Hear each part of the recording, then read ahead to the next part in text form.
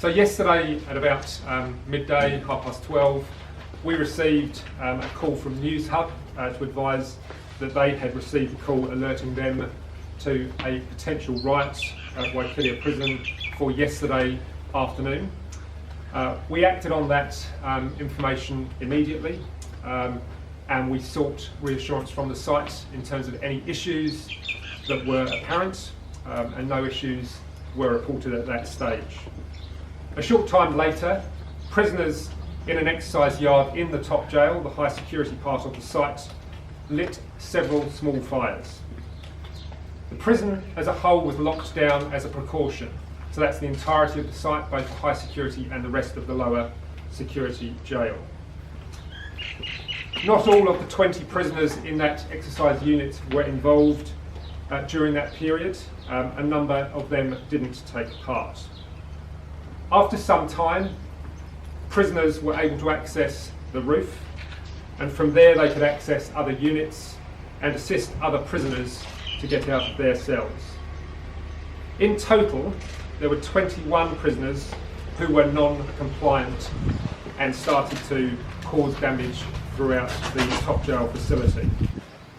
Overnight, 4 of those 21 surrendered. There are, though, still 17 non-compliant prisoners at large in that top jail environment. They are within the secure perimeter and there is no risk to issues from our officers or to the wider public. In total, 212 prisoners were evacuated from the top jail overnight and only those 17 remain in the top jail.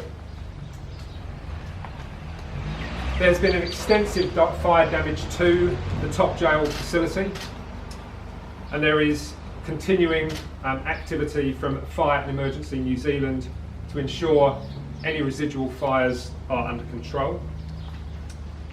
Damage to the top jail facility does appear to be significant, and the condition of the buildings will certainly need to be assessed, but it is unlikely prisoners will be accommodated there again. The top jail was built in 1911. It is the oldest part of Waikeria Prison, and it is being replaced by a new facility that is currently being built at the prison and is scheduled to open towards the end of 2022. Today we have started to move some of the 212 prisoners from the Waikeria facility to other prison sites. It is important for us to ensure that we can do that in a timely way and safely accommodate that in other facilities. I want to take this opportunity to note the disappointment that we acknowledge around the disregard for safety and well-being of our staff from those 17 prisoners, and for the safety and well-being of those other 212 prisoners who were affected quite significantly by the events of last night. Our total focus is on ensuring that the incident is continued to be managed safely and to be resolved safely. And that might mean that it takes a while longer for us to manage those final 17 prisoners out of the site, but we want to make sure we do that well and we do it safely. And so we will be preparing a range of plans accordingly.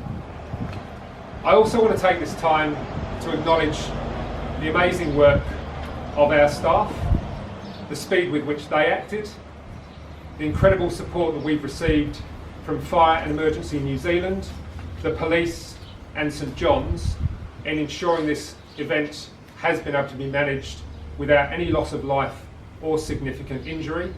And it is as a result of the collective efforts of all involved so far that we've been able to manage this in such an effective way in such swift time.